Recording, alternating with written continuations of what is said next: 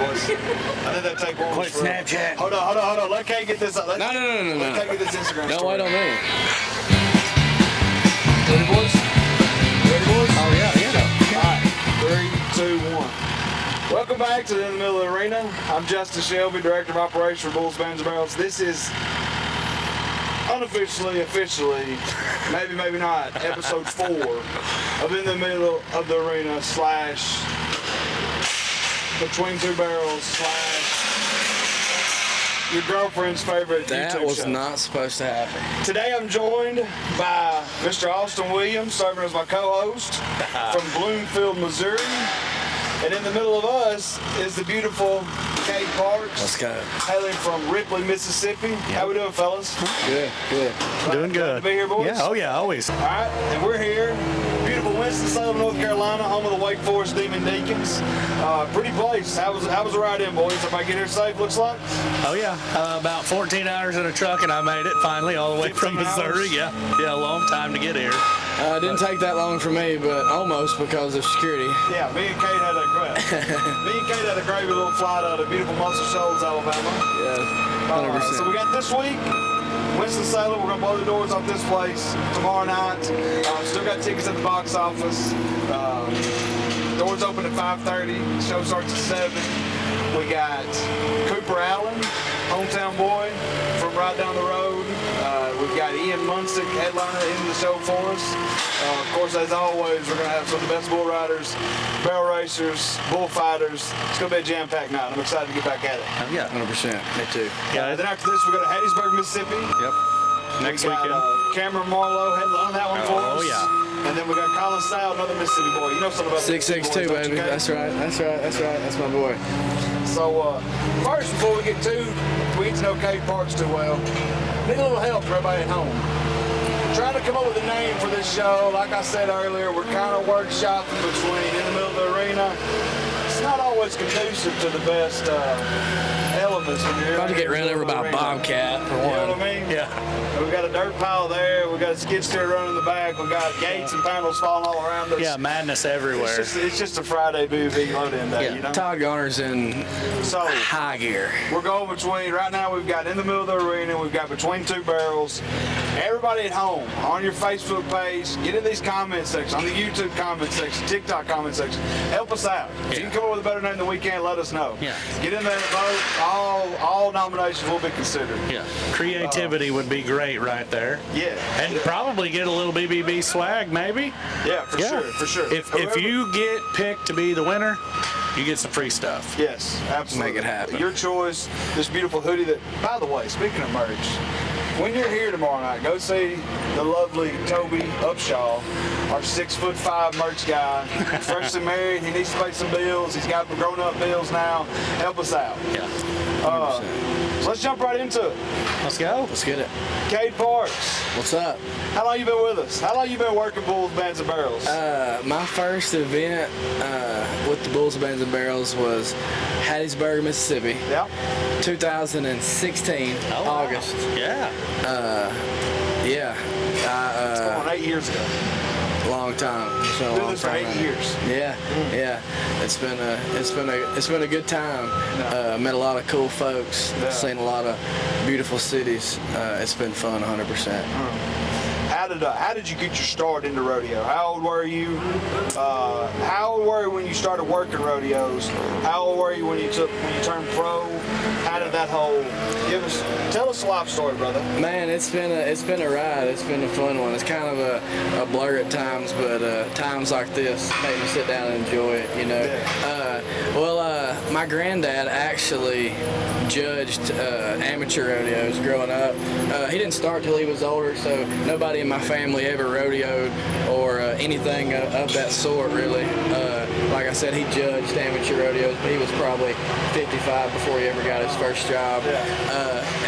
I started going with my granddad just like every kid does, and thought I was an athlete or cool because I played sports, you know, at school. Yeah. And I found out real quick I wasn't an athlete. When I was immediately drawn to the bull riding and the bullfighting side, and was just lucky enough to the guy that was fighting bulls was young, had no kids, no wife, and just a lot of time on his hands, and kind of took me under his wing. There was a bunch of guys that played into my career, and one thing led to another.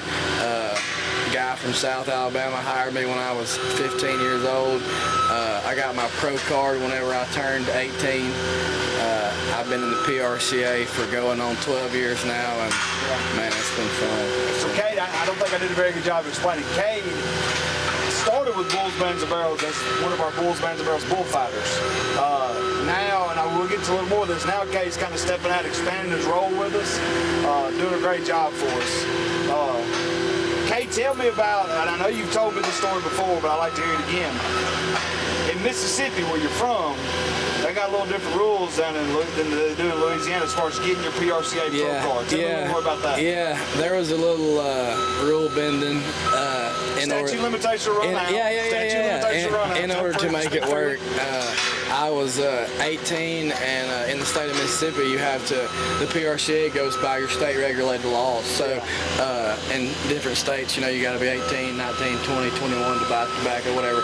And Mississippi's law was 19, and so I was 17, and I was like, man, how can I make this work? And this guy that I really didn't know at the time, Bryant Pierce, Peanut Pierce, he was like, man, you know, here's kind of how you do it and get away with it. And so I he said, he's like, hey, look here, Bob. Look here, hey, bro, just move in with me. Just move in with me. No problem. And I'm like, I can't just up and move. He's like, no, not really. Yeah. So yeah, I used Peanut's address, and yeah, here we are 12 years later, still in the PRCA, and now my role here has definitely changed for sure. As the director, and just kind of taking what Peanut started and trying to progress it, go up that ladder and build bullfighters and bull riders the same way as we're helping artists out as well. So speaking on the subject of Peanut, these people probably don't know who he is. Yeah. Obviously, he was detrimental to both of y'all. He was a huge guy. I met him a few times. He was always fun to be around. So give us a little backstory about what Peanut had to do with the Bulls, Bands, and Barrels in the beginning, leading up to where we're sitting at now. Yeah. And both of y'all explain that to these people and let them know exactly what Peanut was to the BBB. Yeah, for sure. I'll start, and I want you to kind of add some color to it, Cade. Peanut, Brian Peanut Pierce, as we call it, was kind of Cade before Cade was Cade. He was a bullfighter. He helped line up bullfighters, make sure we had bullfighters lined up. Was I'm not going to say father figure, but was a role model and a mentor for a lot of your guys that are out there, the best bullfighters in the country right now. Yeah. Peanut kind of held their hand and guided them along the way. Am I wrong in saying that, Cade? Not at all. And he had a different personality, but he never met a stranger. And like Justin said, he kind of started what I'm just trying to carry on. And it was his deal to, and he took it upon himself to want to create good bullfighters, help younger guys have opportunities to be seen and go places. Yeah. Just an awesome guy. He was a great guy here, a great bullfighter, and just started a really great thing here that I'm super glad to keep going. I think he could take credit for a lot of guys, a lot of young guys get up and down the road right now in the freestyle bullfighting world. In the Southeast, for sure. Brian Peanut Pierce a lot. Peanut's not with us anymore. Rest in peace, Peanut. Think about you all the time, man. Family. When Peanut died? 2020, 2019. 2019? Yeah. That's what I thought. And still to this day on Facebook, if you follow any type of Western sports media, you still see those, what you were talking about, those young bullfighters. They're still tagging him in their stuff because he had momentum and he helped them guys get their start, or he was something very special to them, just like Cade is now. And that kind of going to land the next question, as you're the bullfighting director of the BBB now. Yeah, 100%. And I'm so thankful to have that opportunity to give guys, because I've been that guy, 16, 17, 18, just waiting on that call. It's one phone call can change your life. Take it very seriously. Hope that, that we're truly helping guys as we're, putting on an awesome show at the same time. Yeah. Well, and something that we can kind of play with here and talk about, like you said, that you were that kid waiting on a phone call. You got the phone call, and it's something that people in this industry dream of. Like, we don't have scouts, we don't have agents for us. So when you work so hard at what you do and you get to that spot and then you get the phone call, there's always somebody there saying, hey man, you got this, you're good at what you do, you're here for a reason. And that's kind of what you get to do right now, bringing in new light, new blood to the Bulls, Bands, and Barrels as the bullfighting director. Yeah. And so kind of preface and talk about what you have to do as the bullfighting director of the Bulls, Bands, and Barrels. Tell everybody, because, oh yeah, well, you can just call a couple bullfighters. No, that's not the case. There is lots of stuff that goes into your sole job every weekend while we're on tour to get right here. So kind of explain, like, your point of calls, why you call the people you call, or why you talk to the people you talk to, and get to do that as a, why you call upon them people. Let's start there with why you hire who you hire. Let's say that. To be honest with you, man, I'm just trying to finish what Peanut started, and to see the same things that he saw in guys, which is try, ability, heart, and these aren't second level guys that we have coming here. Not 100%. Noah Krebs, Ja'Cory Golden, and things happen throughout the year, but most of these guys were hired last year, prior to this year. So it's a lot of preparation that and I take the job seriously, so that these bull riders are protected at all costs. And the guys that that are freestyling, that are showing their ability to the judges and to the crowd, that we want to have the best guys. And these aren't second level guys that we have coming here. Oh, sure. And so the freestyle world it's exploded in the last 5 years. I mean, it's insane. So at every Bulls, Bands, and Barrels, we get to watch freestyle bullfights. That's another part of your job. And that's not, there's two sections of bullfighting there.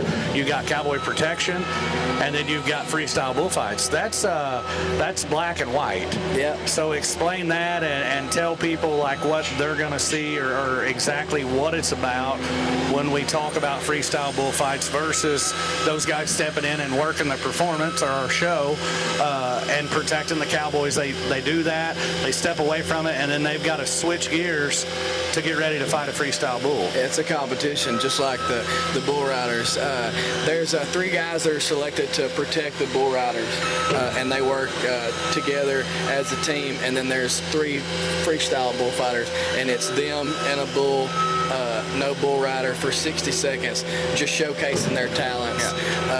Juke, jive, jump, whatever your talent is, that's your chance to showcase it, so that in hopes you'll get more jobs and win the competition. Right. Yeah. It's a money game. They win the golden prize if they win it. It's good. The belt. They get the belt. They get the belt, the title belt.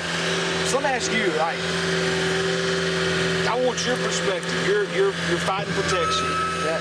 Bull rider falls off. All right, what's the first thing that goes through your mind? Then the next thing, and if you can answer that, then the next thing. Because I know with me, you know where I hang out at. I'm on the other side of the fence. So if I'm in your shoes, where the hell's that fence? Yeah, It's the first thing that's in my mind. You know what I mean? I don't know if folks understand at home. Yeah. These guys are the real crazy ones. I don't know if I go that far. I'm sitting right next to you, pal. No, I think it's something that can't be taught. I think that, just like your local police, firefighter, you have that. Some people just have that instinct of something's going on, I need to go help.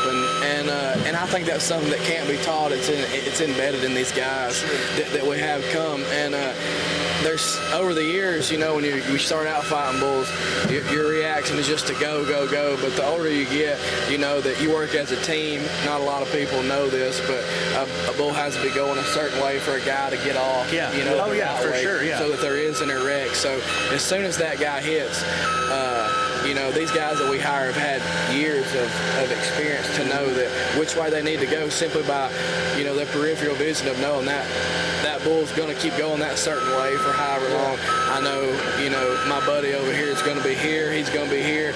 We can keep this circle going so that it's not chaotic, because it can get chaotic. That's cool. And especially back early on, whenever it was you, Knox, and Jimmy, Knox Dunn and Jimmy Escher. Yeah, world you champs. guys, I feel like y'all could, parachute out of a plane and land in an arena, and it looked like that every time. Yeah. It was always just so cool. Y'all had the deal going. Yeah, I appreciate that. That bull was under y'all's control then. It's always something cool to watch. That was fun, and a lot of people don't know this, but like Jimmy Escher, he's a 2017 world champion, and he's kind of in the shadows because the world champions are coming out. They're here too.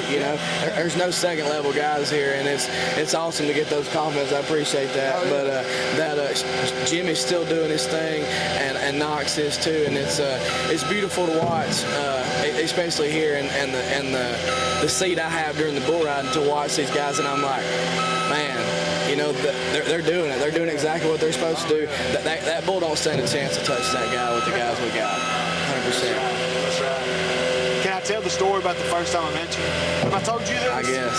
So, prior to 2017, I'd never been to a bull riding. You heard this also? I've never been into any of this stuff right here. And so Hunter Price, our CEO, y'all met him in episode 1. We'll try to get him back on in the future. It's all, just depending on some Up in things. there. Yeah.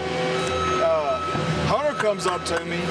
He bullied me into coming to the show, so I did. I did now. Yeah. Look, all things considered. And he says, looks at Cade. Cade I think he pulled the flank rope off, or the bull rope off, got in and out of there real quick. Yeah. And Hunter walks up to him and says, hey, that Cade's a handy little something, whatever, leave it off. And I said, oh, handy, okay. I guess I'll file that away for later in case something tears up. I didn't understand that handy at that time. Dishwasher stopped up. Call Cade. Yeah, I'm thinking like, well, dang, I got a leak under my kitchen sink. I ain't trying to get my big ass in there. Let me see if I can get I need some brakes on my car. I'll call that Cade Parks. He's got me. That is not the case, I guarantee you there. Oh my goodness. Yeah, that was a good story. After it was over and he kind of explained it to me, I was like, man, no, that's not what I was thinking. I was thinking, that sounds kind of dumb. That does sound like that I'm ready to fix somebody's puppet. Mr. Fix It. You're Bob Wheeler or somebody. He's handy. They're called handy. Yeah. So, 1-800 handy man. Yeah. So I heard you say this earlier. When you're in the arena now with the Bulls, Bands, and Barrels, while the show's going on, so not only are you the bullfighting director, you're calling the show from the buck and shoot. You're our arena director, if you want to call it, and you get to watch the guys you pick come in. So we've got Jimmy Essery every weekend, and then you match up guys to work with him to protect the Cowboys, plus the freestyle.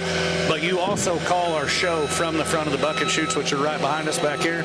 And so let's go into detail and talk about what your job is when the lights go down, the pyro goes off, from there to the end of the show of the bull riding and the barrel racing and the freestyle bullfights. I want to know from your perspective, because I know what you do, but they don't know what you do. It is foot on the gas, awesome. That's what it is. That's kind of the deal around here. Yeah. It is nonstop. It kind of just tell everybody when to stop, when to go. Yeah. Push people through the curtains. Even whatever it may consist of. Tell bull riders when to go. Make sure the bell racers are coming in, coming out. Yeah. Make sure bulls are getting loaded. just pretty much everything that goes on in the arena. So you line up the bull riders, make sure they're with their bull, they're roped up, they're ready, and then you relay that to the secretary, which is who I sit next to the whole entire night, and that's our communication line from where we're at to you. And if something breaks, something don't work right, it's on you. It's my fault. Well, it's not your fault because, I mean, things are out of your control, but there are times where things happen that you didn't know nothing about, you know? It does, and those are times where, thankfully, I get to rely on my friends, which are the people that I work with. Right. And so happy to have the same guys in the arena that I hang out with outside. Sure, you, sure. Justin, I mean, everybody, sound guys. Zero help during that part. Everybody. Well, you got another job. I'm usually the last one to find out something about, what happened? Well, where were we at whenever the national anthem just got through? Pork chop. Speaking of like very bad situations that could have happened, pork chop with the barrel, the flag horse just left the arena. Pork chop rolls a little barrel out there. All of a sudden, the rope wasn't tied. The sheet gate wasn't lashed. Oh my God! Random bull appears in there. That bull had been standing there since the anthem. Yeah. All of a sudden, Oh boy! we got one still. What do you do, And there's Cade? nothing but all 4'8" or whatever he is. Well, we don't know how tall he is, Fun though. sized little pork chop there in the middle of the arena, and Snack everybody's sitting size. in their seat eating their popcorn. And everybody got tossed. I'm on gonna that tell you what he stage did. He right put there. his Hot Wheels on, Justin. Yeah, he skedaddled. I'm Golly. sitting right there, stage left, hollering, chop, chop. Nothing Ain't nobody nobody can hearing do. him. Nothing nobody can do at that No. point. Save yourself. Yeah, and at that point, when everything, when the bloop hits the fan, you just make the most of it, make the best of it. Everybody usually grabs a gate, gets something, and that's usually, like I said, where I'm thankful that the same Just people I figured hang out. out with outside are in here too. All right, this will be the last snafu I bring up, but Madison, Wisconsin, my good friend Austin Williams. Yeah. Top-notch announcer too, by the way. Here we go. Austin, will you tell us a story of when Chris Shivers Yeah. joined us in Madison, Wisconsin? The special guest. Yeah, Chris Shivers typically. Okay. In a lot of He markets, appeared like is a that pickup bull. man. Yeah, he's a safety rider and two-time world champion Absolutely. and a handy cowboy. So, anyway, we have our production meeting, He's good at being a 3:30. cowboy. He can't fix All nothing, this I don't know. happens, yada, yada, yada. The show is about to start. We start the show. We have our two feature highlights like we do at every rodeo or every Bulls, Bands, and Barrels for that fate. But we feature one outstanding bull rider and one outstanding barrel racer. We get that done. That's a humongous build. We are ready to go to action. We're ready to fight, all right? Yeah. And the sound man is on my right-hand side, and he grabs me like he just seen a ghost or Jesus Christ or something. And he says, "Hey, what about Chris Shivers?" We're as far from Jonesville, Louisiana as we can be. Yeah, we're plumb on the other side of the U.S. So I don't even know if you could say split seconds.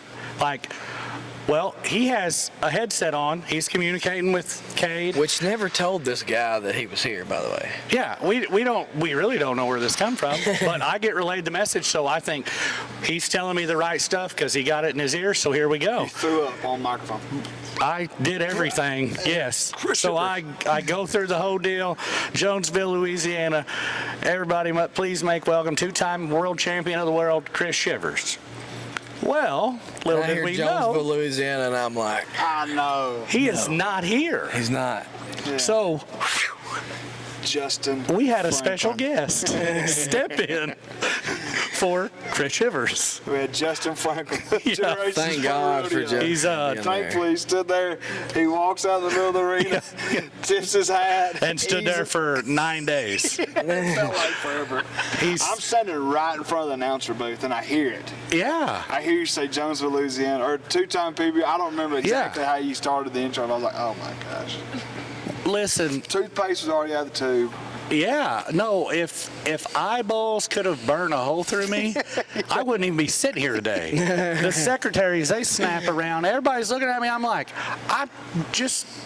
he told me he was here. Those are moments that are completely never It talked is, about, and here we are talking about it. But I have I didn't know what to do. Like you just got to get it. Because what if he would have really been there? You can't turn back now. Yeah, I mean, there's no looking back. You can't introduce Justin Franklin and then Chris Shivers walk through there. No, you just can't do that. No. Honey, I Shrunk the God Kids. Yeah. Thank God that didn't happen. You know what I mean? Yeah, it looked like Chris Shivers been in Costa Rica for 2 months. Got him a little mustache. Yeah, Justin could have came in a little quicker. And then we got out there. He was like Miss America. He had to give him the hey guys. Like, could you just leave now? Because at that moment in time, I done knew it was done bad. Yeah. Because Chris Shivers really wasn't there. Like he was not there. Cade, as we touched on, you rodeoed. I know you go all over the country. I talked to you enough about you rodeoing all over the country, bull riding all over the country. Tell me, what's your perspective on what makes bulls, bands, and barrels different than, I'm not going to say than your grandpappy's rodeo, but than other deals that you've worked with, other shows out there that you've been a part of? Yeah, places you've been. Yeah, that's a tough one and an easy one. To put it simple, man, here it's such a, not just with our crew, I mean, we're all buddies, but it's such a different environment, such a different atmosphere here. It's almost like we want them to, I feel this way, you feel this way, and it's the only place I've ever been where I've talked to people and they feel the same way. Like, the show wouldn't have happened if the people that bought a ticket wouldn't have been there as well. Yeah. It's almost like other people put on a show for you to come watch, and ours is an experience that we want you to be there. Like we want you to feel like that it wouldn't have happened the same way or been the same that they weren't. The fans are the greatest. And I feel like I got the best seat in the house personally, but just looking out in the crowd and seeing these people, I know they feel the same way too. You know what I mean? It's super electric, literally. Like I said earlier, foot on the gas from the word go, and it's if you take a bathroom break at one of these deals, you miss half of it. You can mess around and miss the whole section of bull riding. Yeah. I mean, I'm not even kidding. No, it happens that fast. I mean, it is so, it's so energized and compacted when it happens, it explodes pretty much. I mean, it's just, bam, it's over. That section's over here where we're on the next one, or, we're doing this, doing that. And so that's the bull riding, the freestyle bullfighting, and of course the barrel racing. Yeah. But we've talked about all of that, and Cade, I just want to ask you, like the artist that come here. At every one of these, there is a huge artist. Oh yeah, 100%. That is here. That everybody, they're the next biggest thing. They are the biggest thing right then, and we bring them in. So, what are your favorite parts of that you get to see and watch and do? And it's front row.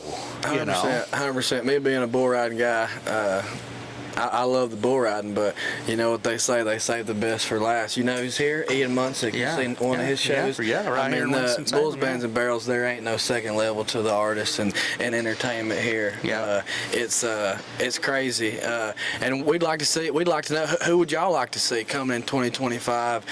There's so many people out there that put on absolutely great concerts. Exactly, there is. You can't find them all. 100%. And we would like the crowd's participation from that.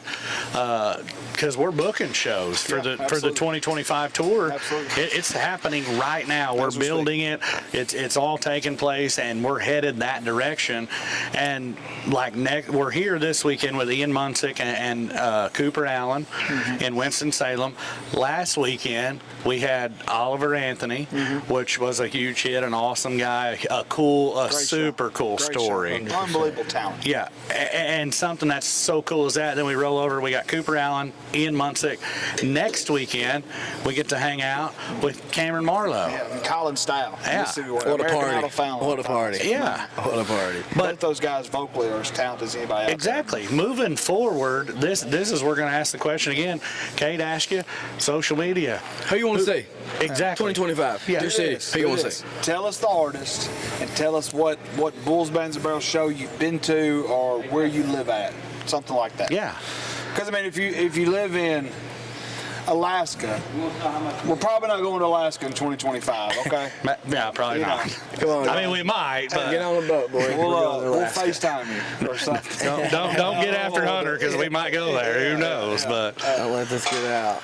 But yeah, tag the Bulls, Bands, and Barrels, your town. If you've ever been to one and who you would like to see, we'd love to know who it would be. I think it'd be so cool to see the comments because the music world's so crazy now with social media. So fast moving. Yeah, there are people that are absolutely insane talented that put on amazing shows that you literally can't keep up. Right. When you go to book acts or find new people, it's like we just talked about last week in Savannah, Georgia, Oliver Anthony. I mean, that is like the coolest American dream story you could ever talk about as a musician that you could have. If you talk about with him, and he was such a humble guy. 1 year ago, this guy was recording YouTube videos, doing what we're doing right now. Yeah. In his utility room. And now he, Look at him. We just about sold out in Market Arena in Savannah, Georgia. Yeah. And it's just cool to see. And he's had an overseas tour already. He's been to Denmark, Europe. He's been over there already. And like you said, less than one song. How cool. It's an amazing deal, It's always been so interesting to me with Bulls, Bands, and Barrels is watching our contestants, our talent on the bull riding, barrel racing, bullfighting side, announcers. Yeah.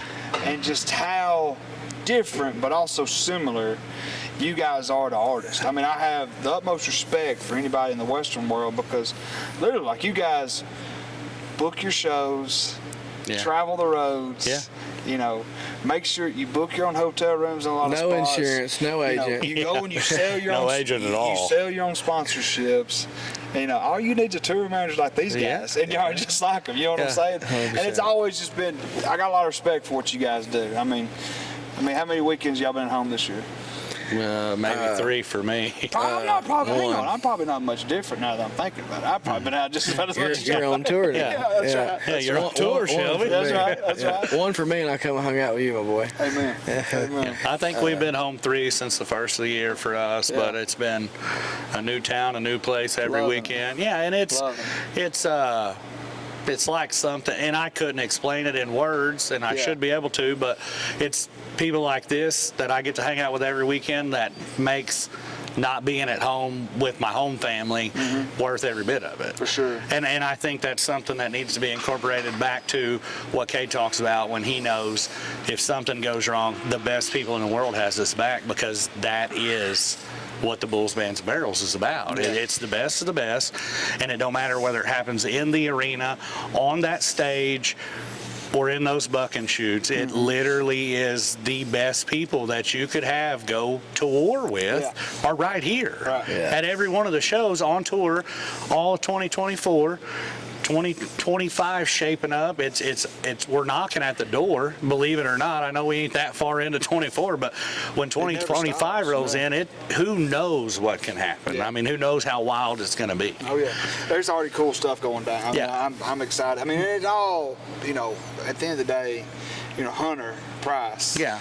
Just the Swiss Army knife. The way that guy is, and I think we were talking earlier, and he used the phrase "big door swing on little hinges." Yeah. And it just holds so true, because we're talking about the pace of Bulls, Bands, and Barrels. And how you think about it? I mean, we're gonna buck any given Saturday. Yeah. We'll buck 20 bulls, run 20 barrels, 3 bullfights in a matter of what? An hour and 37 minutes, I think, is about Hour an and hour. 45 tops. That's Tops, crazy. yeah, That's worst crazy. case scenario. And so, like, my hat goes off to Cade run the front. Our announcers keeping the thing moving. Yeah. The guys in the back pens, Generations Pro Rodeo, those guys.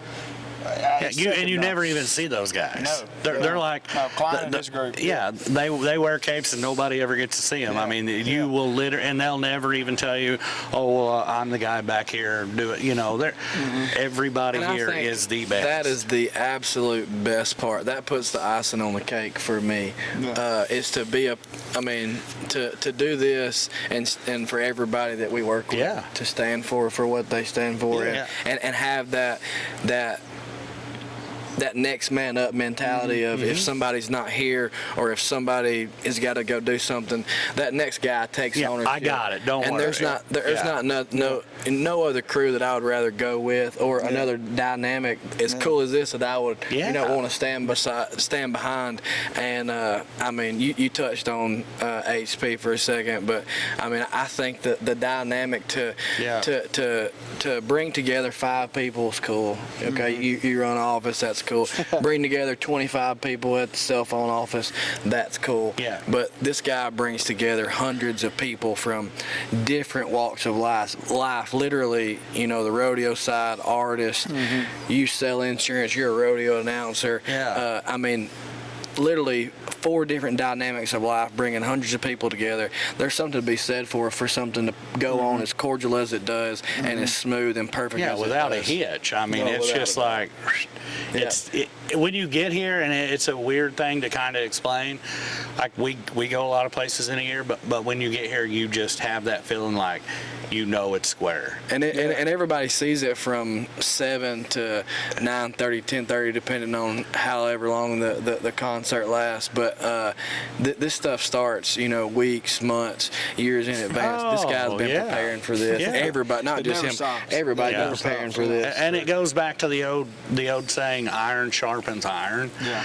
So if you're with the best, you're going to be the best. You know, and that's true. I had a guy that I look up to a lot tell me this a long time ago, and I think of Hunter a lot whenever I think of this quote, and he said that the lesser of work starts at the top. So whoever's at the top of this work schedule, or whoever's the boss, whatever his least amount of work is, that trickles down. Yeah, 100%. And this guy works so hard, and the next guy, you work hard. Everybody, literally, next man up mentality. If something happens, the next guy, you know, just fills that spot. And I think that's something to be said for. Everybody on this crew is like that, man, woman. I mean, there's guys and women that work night and day for this place, for sure. Yeah, if you trip and fall, there's somebody right there to help you up. That is the best way that I could probably explain it. Like, if you fall down, don't worry. Somebody's got your back. They're going to help you get up, and they're going to help you finish what you needed to do. You know.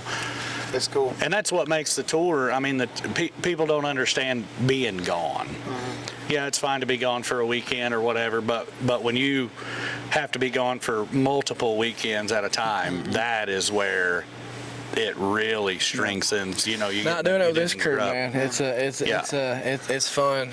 No matter what, whether we're in Winston-Salem, Hattiesburg, Tulsa, wherever we're at, it's fun no matter what. So, Kate, I think Austin has prepared some rapid fire questions for you. What? Oh yeah. So what he's gonna do now? Austin, tell me if I'm wrong. What he's gonna do here? He's gonna ask these questions. You can't. 3 Mississippi. Oh, there's an envelope? Oh, yeah. Confidential. Look, read it. It says confidential. Can we zoom in on that? Yeah, we got the zoom going on. Don't you worry. I'm sure Cade's got a few confidential test results before. They probably made a little bit nervous. Nobody wants to talk about it. Long time ago. He's got a beautiful fiance named Madeline. Yeah. Shout out Madeline. Ooh, love you, Madeline. Shout out Madeline. You ready for this, Cade? I think so. I don't know. We'll see. It's a rapid fire, so answer it as fast as possible. Okay. I might not ask as fast as possible, but you got to answer that way, okay? You ready? Yep. We're going to get started. All right, first one. Crocs or Hey Dudes? Crocs. 4-wheel drive or 2-wheel drive? 4-wheel drive. Oh, perfect. Chocolate or vanilla? Vanilla. Oh, Coke or Pepsi? Coke. Cocoa Puffs or Fruity Pebbles? Cocoa Puffs. Twitter or Facebook? Facebook, no Twitter. TikTok or Instagram? Instagram, no TikTok. Steak or chicken? Steak. Oh, medium rare or well done? Medium. Medium? Okay. Sorry. All right. Lowe's or Home Depot? Lowe's. You ready for this one? Hunter or Shelby? Ooh. He Both. See, No, see, it's or and or. Go, Hunter or Shelby? Hunter does write the checks. So however you answer HV, Hunter Price. Hunter Price. You ready? Yeah. The next one's good too. Yeah. Todd or pork chop? Ooh. Todd, where you at with them cakes? All right. Go back to That is episode not. one. Go back to episode one. You'll These see two questions are not fair. For No, one, they are. This is brutal. No. Kate, I had no idea these were coming. Todd or pork chop? Todd is an MVP out of the arena. Pork chop's MVP in, so that's not fair. I'll draw the line there. Oh my! I mean, Justin. You're killing me, Smalls. I mean, the first question was tough. That one's Tougher. Yeah, tougher. Okay. All right. Well, you answer it again. Yeah. What you said, Todd or pork chop? They're both MVPs. Todd outside of the arena, pork This is the chop opposite of inside of the arena. Perfect. All right. Sorry, man, I can't do it. I can't do it. So your favorite part of this: bulls, bands, or barrels? Bands. There it is. There's your rapid fire. See you next week. Winston-Salem, North Carolina. Thank y'all. This Deuces. has been episode 4. Appreciate everybody. Like, subscribe, share these posts, share these videos. Remember, comment, artist, market, city you're from. See y'all next week in Hattiesburg. That's right. Deuces. Gang, gang.